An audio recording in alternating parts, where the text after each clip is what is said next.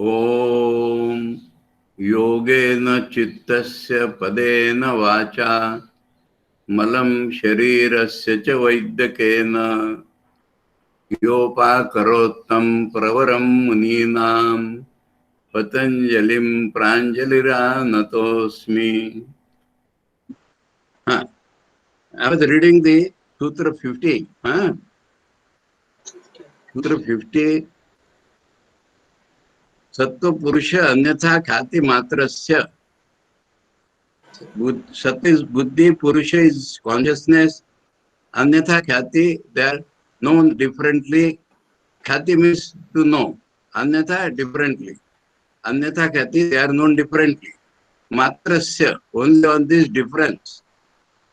If we make a Sanyama, then Sarva Bhava Adhishtatrutvam. That is, we become the ruler of everything in the world. Bhava means positive existence.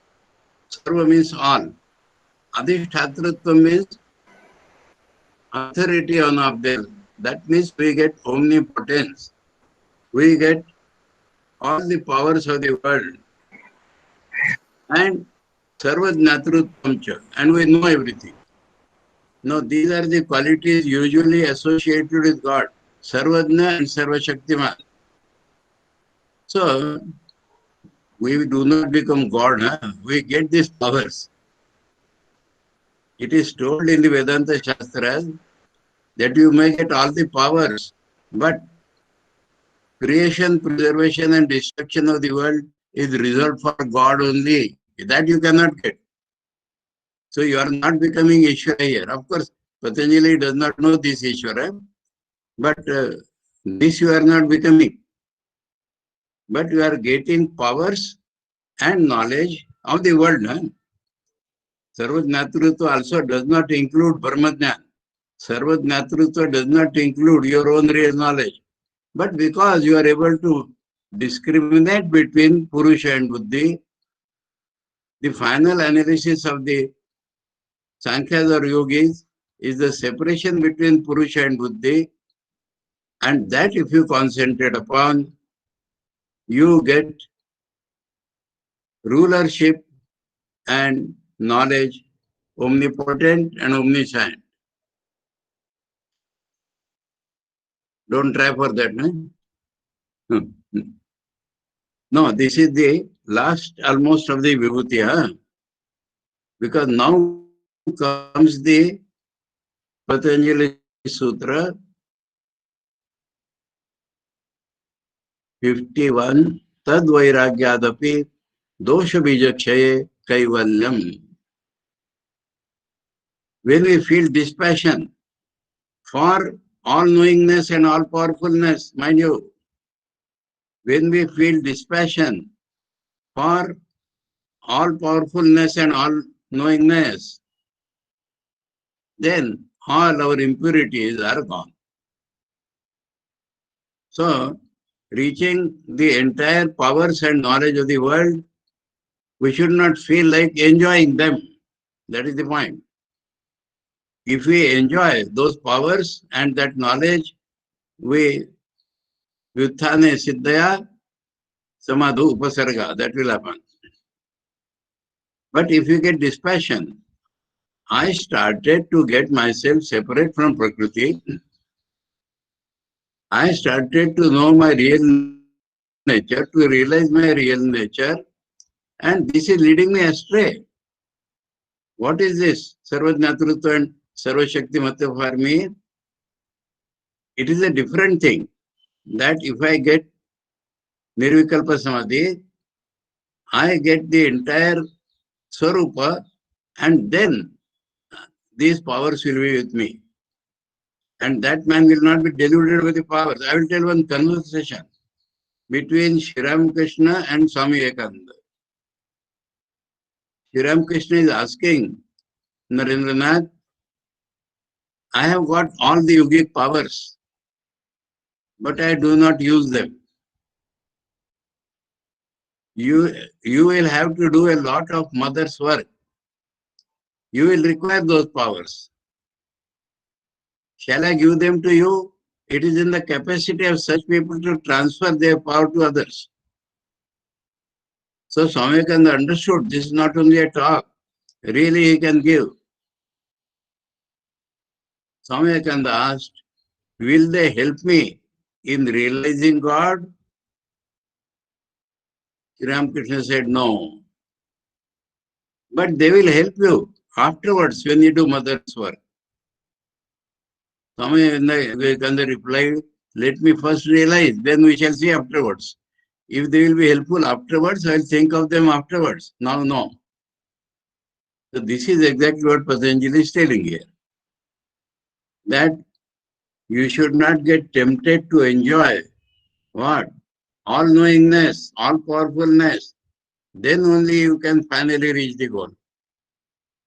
So tad vairagya. Vairagya means dispassion. Vairagya, mind you, is not a passive state. Vairagya is not just I am not interested in this or not interested in that. As there is a pulling force, pulling ourselves to objects, there is a repelling force. We want to go away from the objects. That is dispassion. Dispassion. Just like passions attracting us, giving so many impurities in our mind. This is the dispassion. That is vairagya.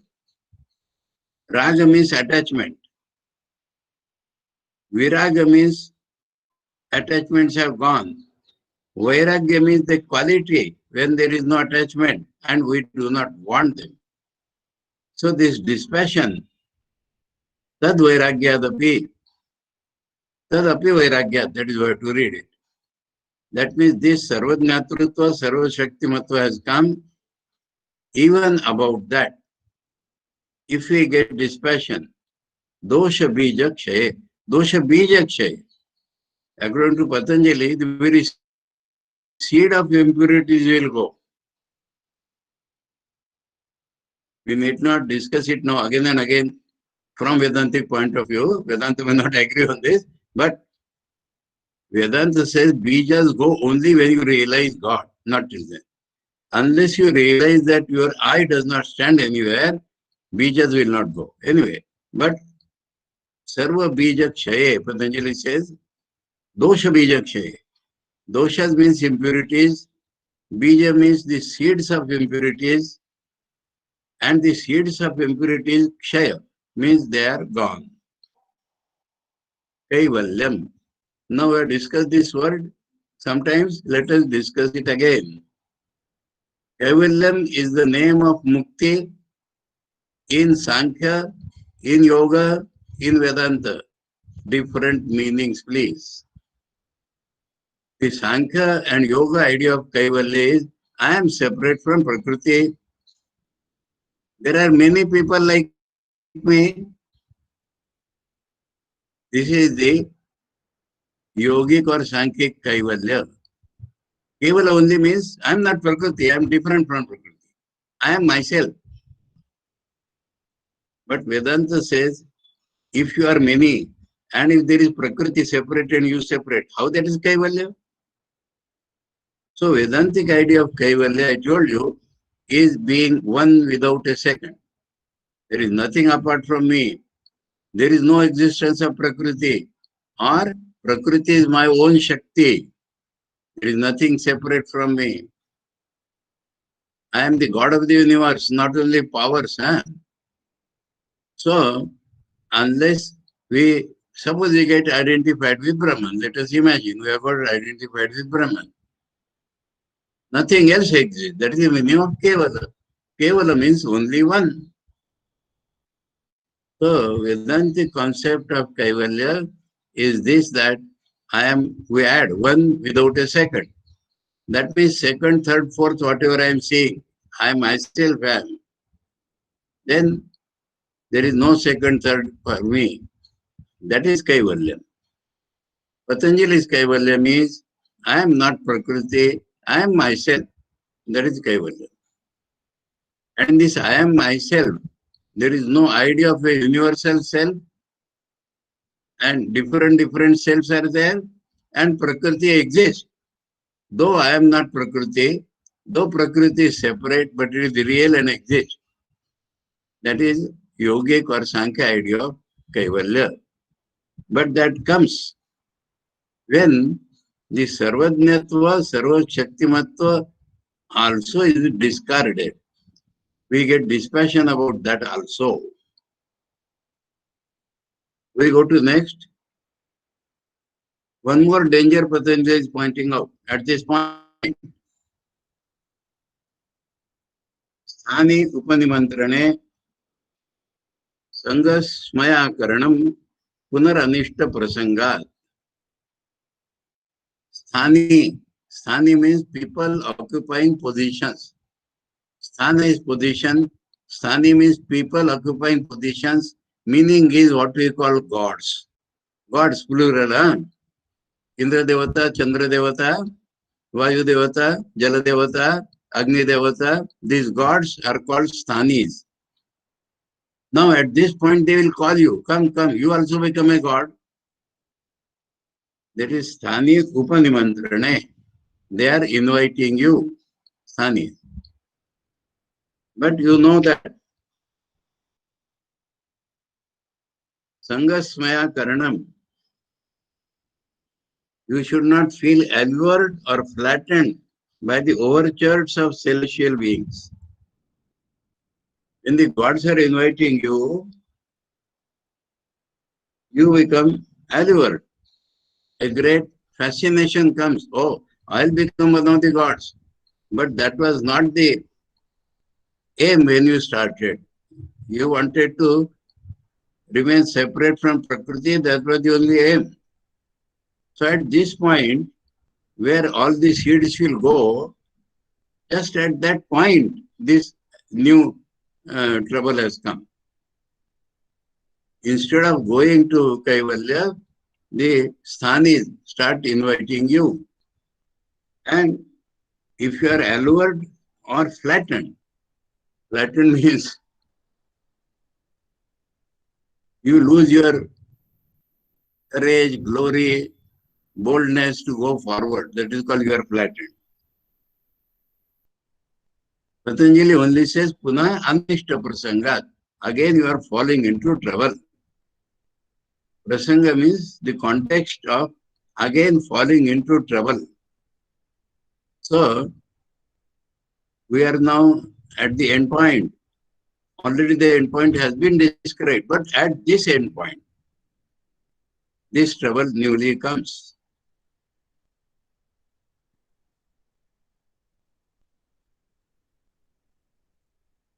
Now, how to avoid all these things? We have been told don't do, avoid. But how to avoid? So, 53 Sutra, Kshana Tat Kramayo Sanyamat Vivekajam Jnanam. Kshana Tat Kramayo Sanyamat. Kshana is a particle of time, and then there is a krama. That means one point of time goes away, another point of time comes. That goes away, another point of time comes. That is how time is passing. Now, if we can make a sanyam on this succession of time, here duation is used dual. That means on a point of time and its succession. Kshana tat kramayoho sanyamat. So Sanyam is both on a point of time and also the succession of points of time. Then we get Vivekajam Jnanam. We'll get the full discriminative knowledge. We'll get the full discriminative knowledge by making Sanyama on a point of time and the succession of points of time. Then 54. Jati Lakshana Deshair Anyatha Anavachchedat Tulyayos Tata Pratipatti.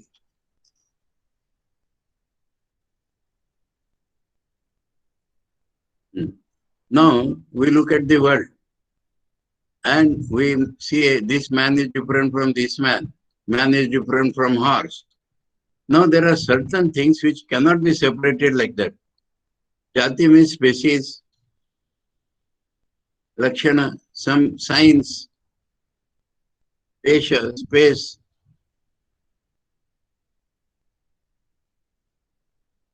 These three. Jati Lakshana Deshir, Anyatha Anavacheda. We are not able to separate them. Anyatha, that means they are different from each other. Anavacheda, that means separation. We are not able to do that. There are certain things which we are not able to separate. Now, for example, two men are there. We cannot separate them like this. So, that also will become separated. The Tulleo Tata Pratipatti. Becoming similar to each other, we are not able to separate. But here, by this type of Vivekajam Jnanam, we are able to separate that also. So, the Vivekajam Jnanam is very powerful. That things which we, due to similarity, we are not able to distinguish. But this will enable us to distinguish between such objects also, which otherwise we cannot distinguish.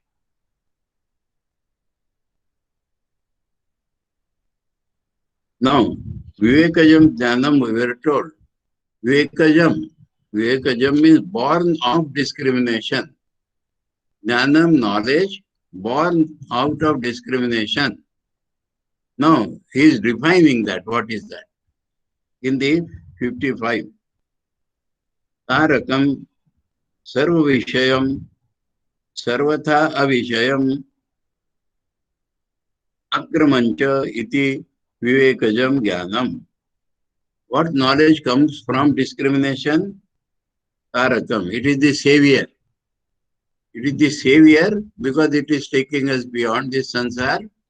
So it is the savior. Sarva Vishayam. And it is about all the objects. Not like previous Sarva Natva, but it is about all the objects, the discriminative knowledge.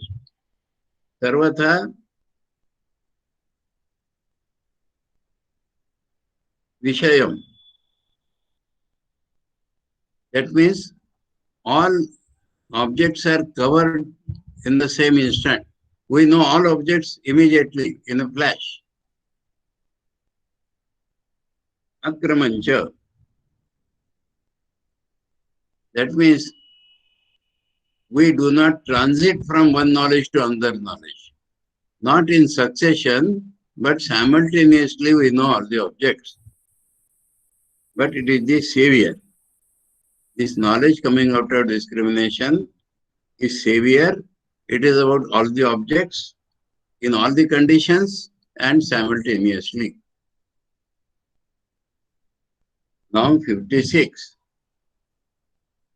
Sattva Purushayo Shuddhi Same Kaivalyamiti. So, Kaivalya is again being described. So, this should be equivalent of that. Sattva is Buddhi again. Purusha is Purusha. Shuddhi Same, very important thing, very important thing.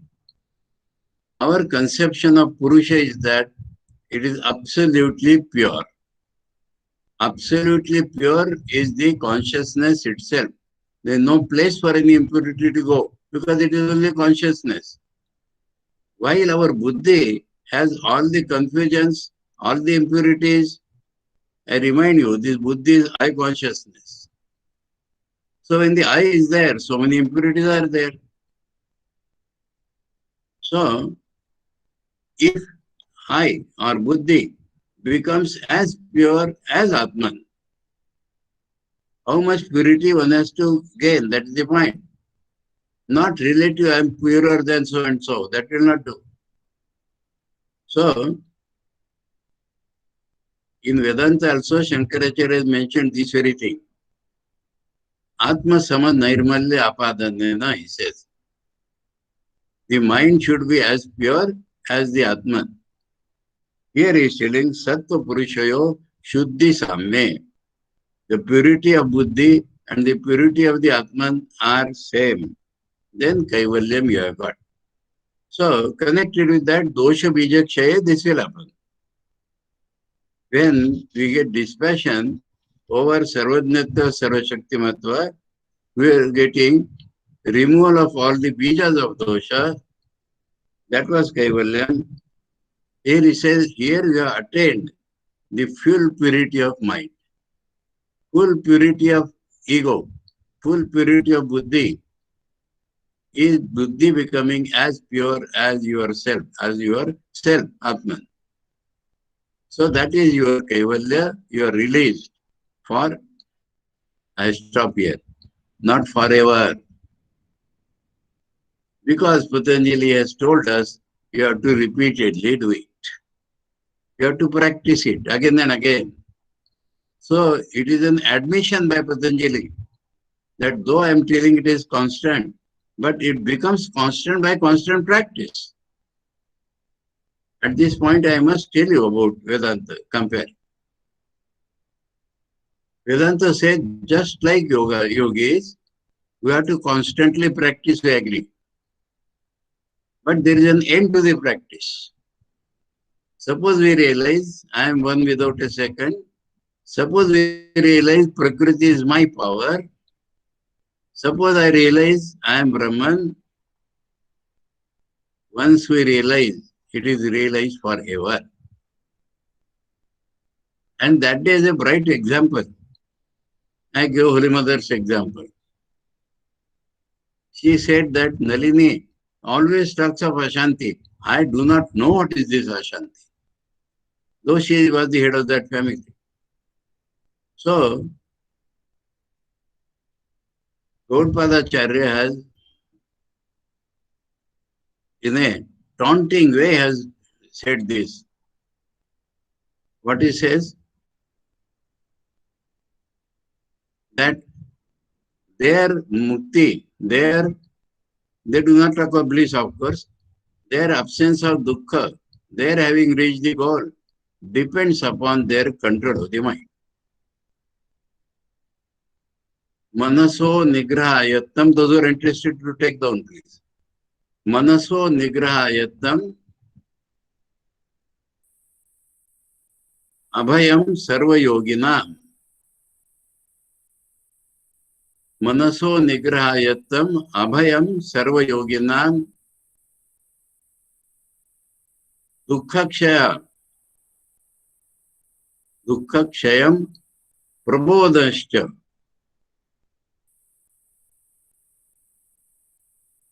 Then Shantirevacha. Shantirevacha. There is peace, there is awakening, there is loss of dukkhas, there is fearlessness. For the yogis, it depends upon their control of the mind. The moment the control escapes, all these problems are there. So, continuously practicing the control, that is the only solution given by Patanjali. Vedanta says you have to practice, we understand, you have to practice tenaciously.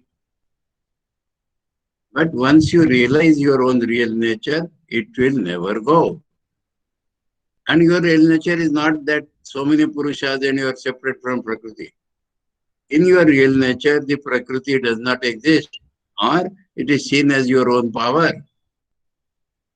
And there are not many Purushas. You are one with the universal reality. If this knowledge you get, then it will never go away. You don't have to bother about practicing again and again. This person may be thrown in any situation of life. Any place he may go, he will never be covered by mud. You take example of Swami Vivekananda.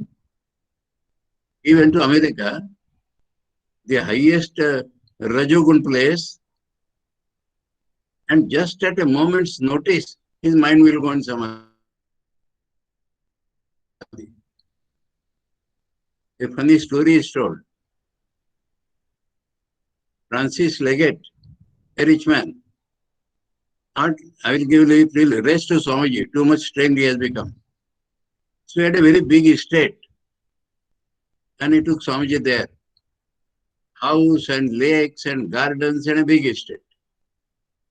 So sitting near a lake, he was talking with the people of the house. They saw that he has become little serious, abstracted.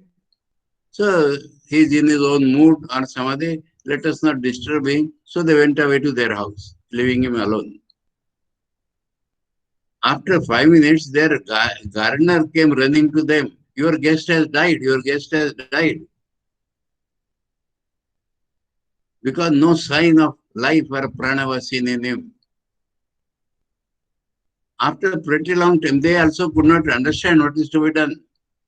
But after a pretty long time, he came back to life, as we call it, and started laughing. So, in such a place, just a moment's rest he got, he went into samadhi. Another funny incident I will tell about Swami Vivekananda, extremely important. He had to go somewhere for a lecture. Before that, he has put on his dress usual, because in America in those days he was not using this sannyasi dress. For the lecture, he would put it on. So standing before a mirror, he dressed himself properly.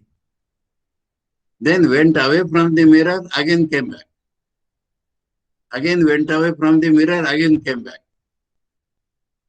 So his Western disciples thought in their mind that even the great people are fascinated by their personality. So he is seeing himself in the mirror again and again. That is the thought they came.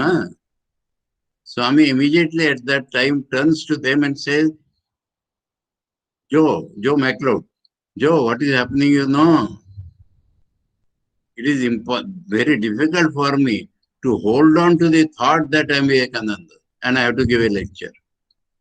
The mind is rushing into Nirvikal Samadhi. So seeing my face in the mirror, I am trying to hold it back. So this is the result of Vedantic knowledge. Any yogic knowledge cannot lead us there. Anyway, so we are at the conclusion of the third chapter today. Let me start the fourth chapter. So we are satisfied. We heard many vibhutis. Finally, all knowledge, all power. And we got dispassion for that also. That removed all our impurities, the seed of impurities. And we got mukti or kaivalya, which also came by the mind or buddhi or ego becoming as pure as the Atman. Now we come to fourth chapter, and the name of the fourth chapter is Kaivalya, Kaivalya Path. In the third chapter, while telling vibhutis, he ended with Kaivalya because that was the aim. He in between has told us that Vyuthane Siddhaya Samadhopasarga. All these special powers are during the non-samadhi state and their obstructions on the path of samadhi. So that is why he had described them, byproducts. Then going beyond the byproducts, we got the Kaivalya. Now he is telling many things about that Kaivalya itself. So how he starts? First sutra of the fourth chapter called Kaivalya Path. Path is 1/4. 4 chapters it has made. So they are called this path and that path. Janma, Aushadhi, Mantra, Tapa, Samadhija, Siddhaya. So the main word here is Siddhaya, Siddhis. And these Siddhis, I told you, this Patanjali goes on changing his words. What he has described up till now as Vibhutis, he is calling Siddhis. In Vedanta again, Siddhi will mean perfection. Here, Siddhi does not mean perfection. Siddhi means special powers. Now, being a scientist or being a scientifically minded person, Patanjali, whatever he has seen, he tells us. Janma ja siddhaya. Let us read this splitting. Janma ja siddhaya. That means some people will find they have got all the powers from their birth itself. All the power they have got from their birth itself. Meaning will be that in their previous life they have got the power, so they are born with them. Aushadhi. Today I do not know, but some years back, most of the Americans, the philosophers had become mad after this. They discovered something called LSD. Patanjali knows about it. He says if you take particular drugs, important thing is still because the signs are similar sometimes. If you take particular drugs, you will get these powers. Or you will have different states of the mind. So, Aushadija Siddhaya. We see in the world also in sports and so many things, something which enhances your powers, then they ban, and if you have taken them, you are disqualified. We see all these things. But drugs can lead you to influx of powers, mantra. There are some mantras which are very, very potent. And if you steadfastly, it is not in a day you will get this, but if you steadfastly practice some mantra, you will get powers. Different mantras are there for different powers. Here I will tell you two stories actually from Sri Ramakrishna's life. When Sri Ramakrishna bodily was suffering from cancer, one devotee lady came to him and he said, you have got that power of curing diseases. Will you move your hand on my throat? No, she moved her hand on his throat. His disease did not go. But then she wondered how he knows that. I have never told him because I thought he will dislike me for this. So I had taken this from somebody, but how he knew this? He went to Holy Mother and told her, like this happened today. How did he know? Then Holy Mother told, he knows everything, you need not say how. And she told, I also had this mantra. But when I came to Sri Ramakrishna, I told him about this mantra. That lady was hiding. Holy Mother told straight away. And Sri Ramakrishna replied, doesn't matter. Now you give it away at the feet of your Ishtadevata. You renounce this mantra at the feet of your Ishtadevata and start your spiritual practice. So I told two incidents in one.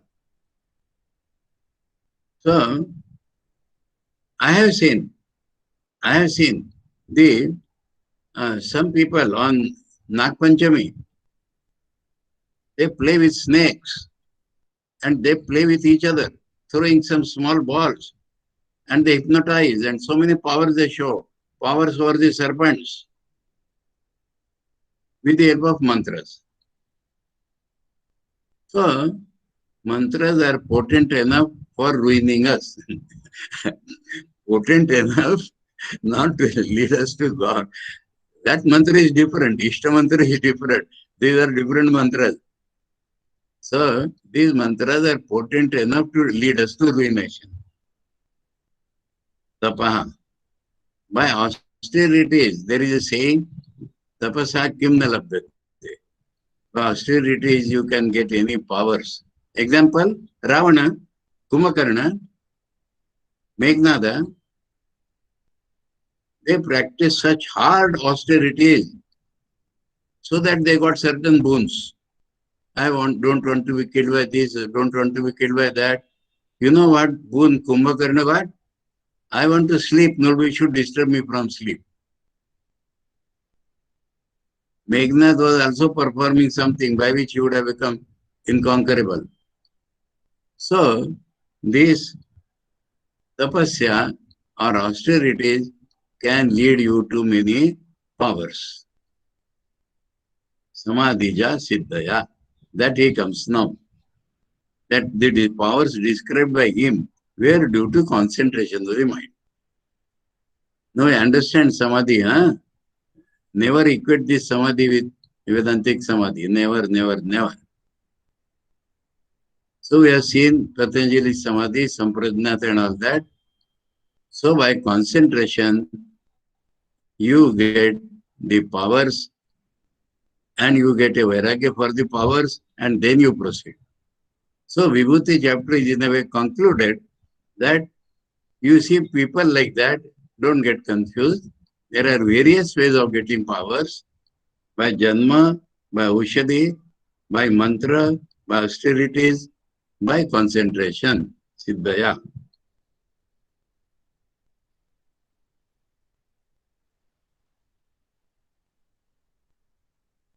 Now something very important. Now, this is the philosophical chapter. Huh? This does not deal with this concentration and that concentration. We hear Darwin's theory of evolution. Change of species. And Darwin says it is due to competition or what we call survival of the fittest and sexual selection. The forces for change of species are only two according to Darwin. Sexual selection. I'll give an example. In the bees, kingdom of bees, the queen bee, she flies higher. And all the male bees will try to fly with her. And she will go on higher and higher. And one male will be able to reach her, all other males will be defeated. He only can have sex with her. And then so many bees will be born again. This is like Darwin's sexual selection. Now, who is surviving? The fittest. Now, Patanjali also knows about evolution, change of species, but the reasons given by him are totally different. Swami Vivekananda tells us that competition is something which ruins us. He gives an example. Suppose we are all in a cinema hall and there is a shout, fire, fire, fire. And we compete with each other to come out and many are trampled. Now what is Patanjali's upaya? Jatyantara parinama. Parinama is modification. Modification of change of species. Jati species, antara different. Parinama is modification. Prakrutya purat. Prakriti is infinite. We are individuals. Now the fish wants to change its species. He takes up something from the Prakriti to evolve. That's all. Prakriti apurat. That means infilling by Prakriti.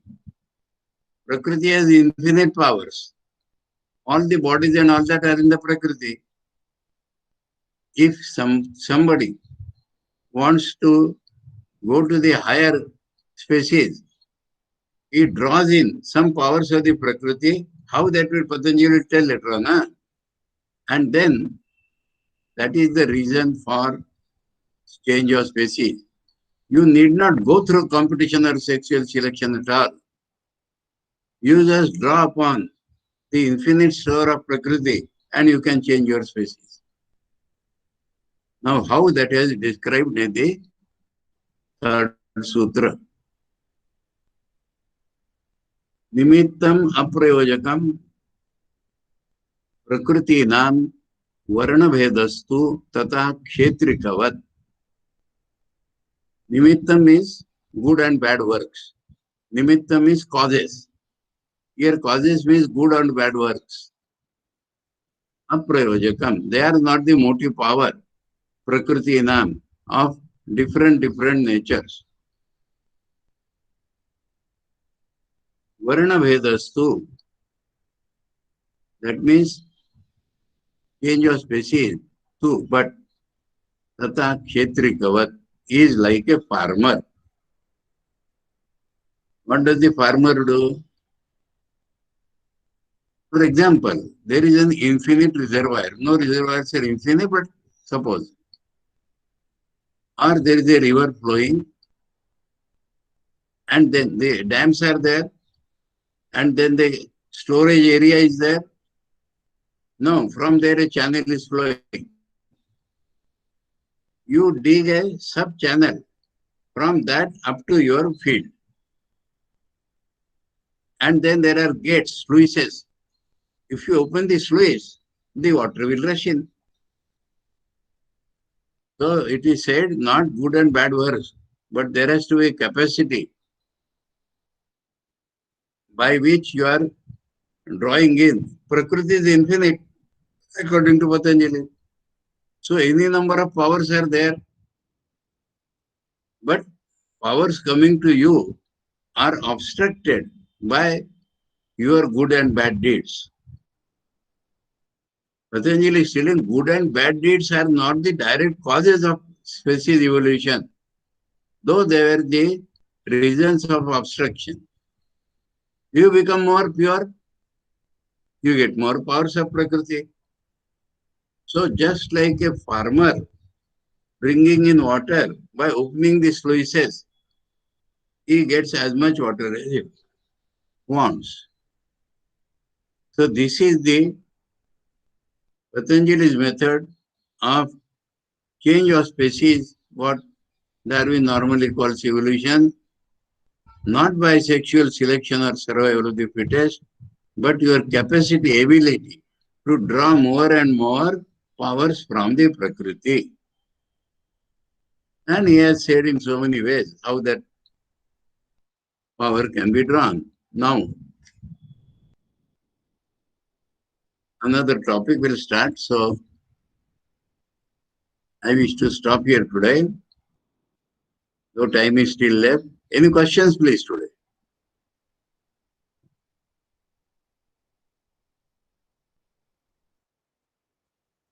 Any questions? I can stop the class earlier also. Not necessarily go for 1 hour because the topics are over. Maharaj, Yes, one question. yes. Question. How to correlate now three padas. First is Samadhi pada, Sadhan pada, and Vibhuti pada. Now we have completed today the Vibhuti pada. So slight connection in between. Good question. I would like to deal with this. Good question. I would have done this at the end of 4th chapter, but we can discuss it now. Because 4th chapter has come. Up to this page only. Okay. No, 4th chapter has come. So we can discuss it now. He first defines yoga. Remember, definition given by Vyas Bhashya and all that are wrong. Yoga has only one meaning, please. The meaning of yoga is Tat Prapti Upaya. Okay. The method used for gaining perfection in life. Yoga means the method used for getting perfection in life. Now, the upaya suggested by Patanjali is Chitta Vritti Nirodha, restraining the mind from taking any waveform. Now, after all this vibhuti and all that, he has brought us there. He has brought us to the point where we can resist any vritti arising in our mind.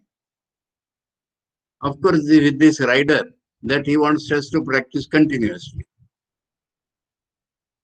Now, he has told there that don't try to practice this directly, you will be led astray. First, practice concentration. All the stages of concentration he has given in the first chapter itself. Now concentration will end in giving us lot of knowledge, which he calls Ritamara Pragya. It has also made our mind very powerful. Now use this power of the mind and the knowledge to restrain the waves from rising. That is the first chapter. First chapter, sum and substance is, yoga is the method of regaining perfection which Patanjali proposes is Chitta Vritti Nirodh. But don't try for that Chitta Vritti Nirodh directly. First go through concentration and reach the perfection in concentration, which is giving you a lot of knowledge, inner knowledge, true knowledge. Use this power of the mind which you have gained and this knowledge to restrain the waves of the mind. This is the first chapter. Second chapter told us how to start. Why he dealt with concentration first? Because he's relating that with the whole of life. But we don't have the power to concentrate, to start. So he says, follow the 8 steps.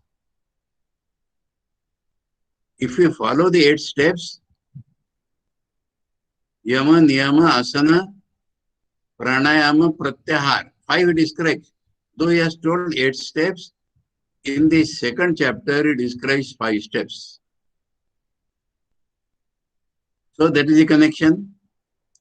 Now the remaining 3, he brings us to the third chapter. Because Dharana, Dhyana and Samadhi, they are the concentrations which we need for the first chapter. That concentration is the Dharana, Dhyana, Samadhi. And one day I sent my note also, and I explained that this has become equivalent to concentration, Samadhi, Dharana, Dhyana, Samadhi. So now that has led us to a different goal.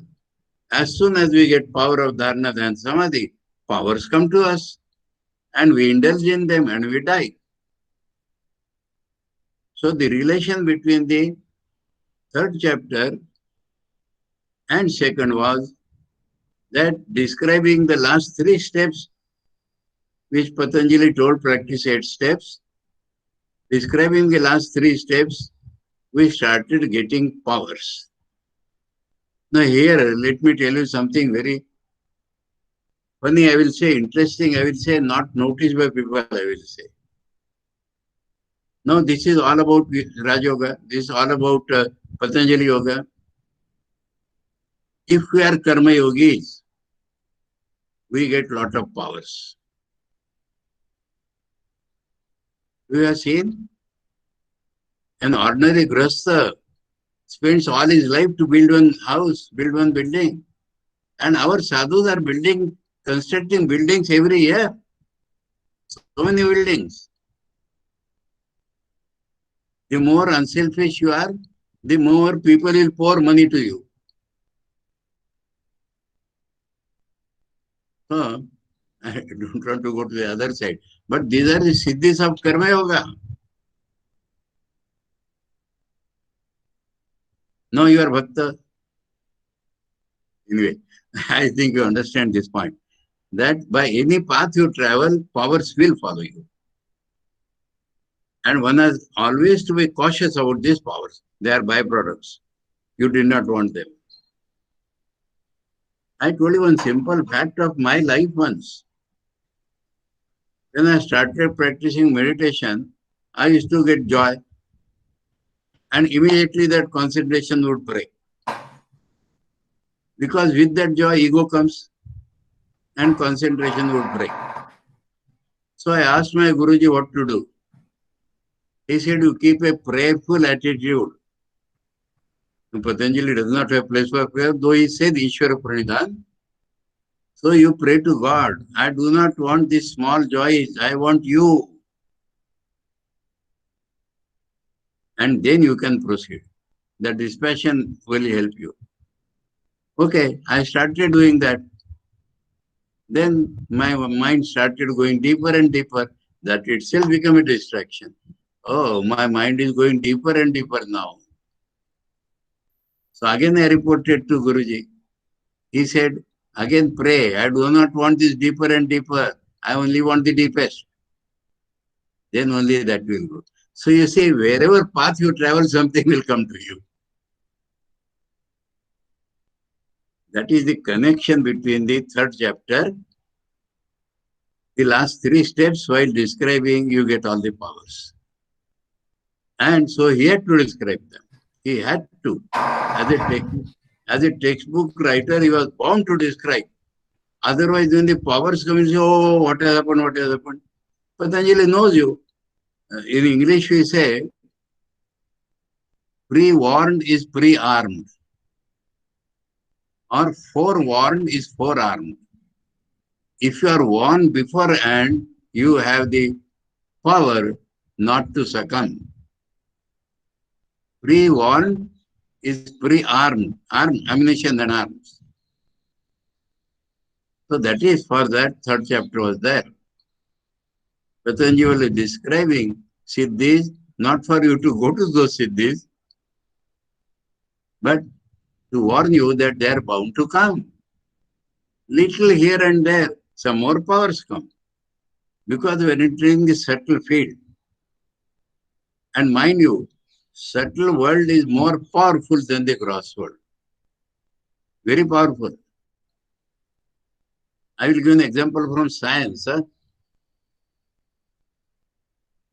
If you break an atom, how much power came and we got atom bombs. So the subtler is always more powerful.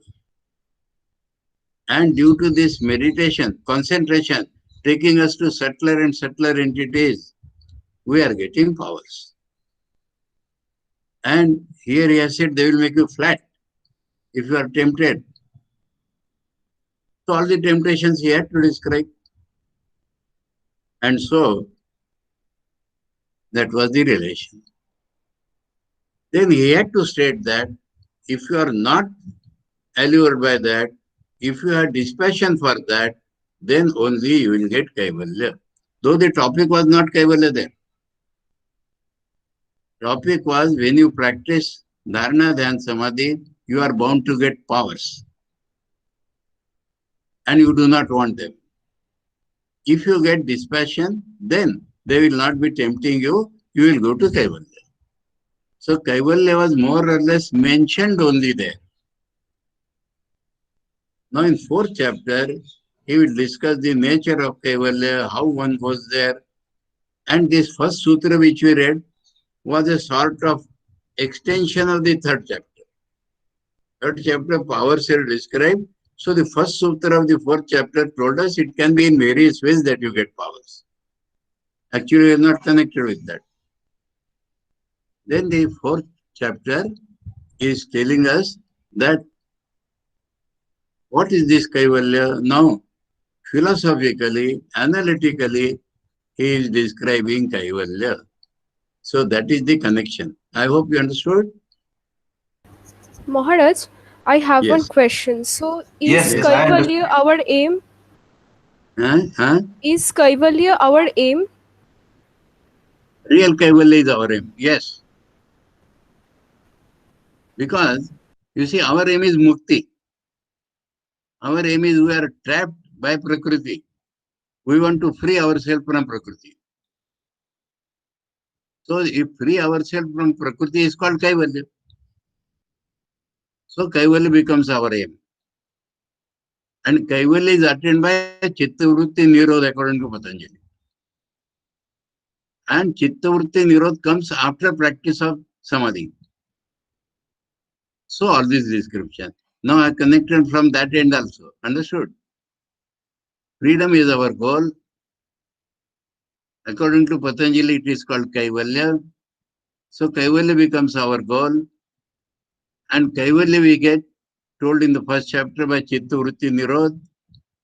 But that is a result of our power of concentration. Power of concentration gives a lot of powers and leads us astray. Okay. Now, one word here, Vedanta. I described Kaivalya by Vedanta. We take some other topic, please. Bhakti. What is Bhakti? Bhakti is not worshipping this or that or that or that. It's called Upasana, mind you. Many of the Vedantis, almost all of them, are making a big mistake. They are equating Bhakti with Upasana. Upasana is a stage of the mind. There are three stages: Karma, Upasana, Jnana.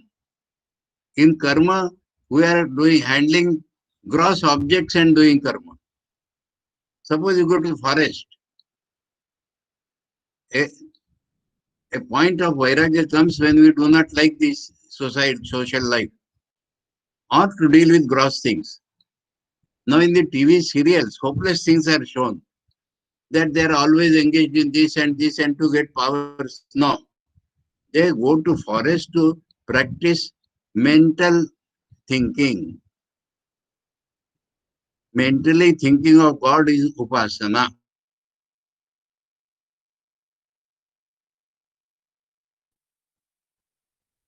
Like that.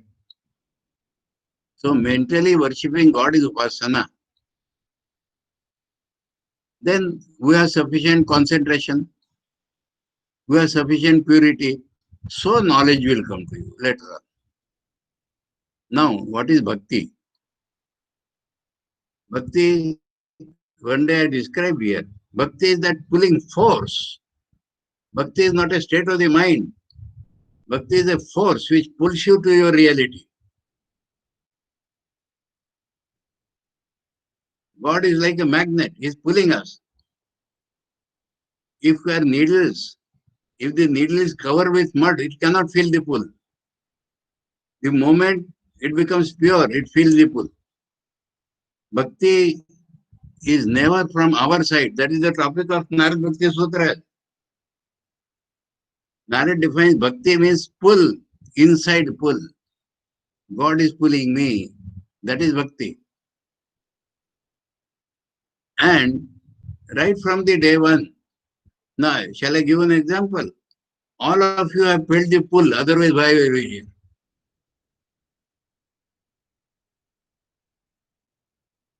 If we had not felt the pull, why we become sannyasis? So I describe spiritual life by one English word, please write down. Self-centripetence. Self-centripetence. Whether within knowledge or yoga or bhakti or karma, our soul, our reality is pulling us inside. That is the whole spiritual life. If you can fall means figuratively, into that pull, we are led straight to reality. Bhakti is a big potent force, which from any state of life, that pull will take us directly to the reality. So, anyway, we have crossed our time today. I wanted to finish earlier, but it is very nice. I hope all of you have liked it. Huh? And all of you have to support me that I want to start Narad Bhakti Sutra. Anyway, I will talk to university later on. So, let us stop here. Huh? I think next week, 3 classes will finish our Patanjali Sutra. Okay. Oh, and I have given you an announcement for Bengalis at least. I repeat that at the end. On the 12th August,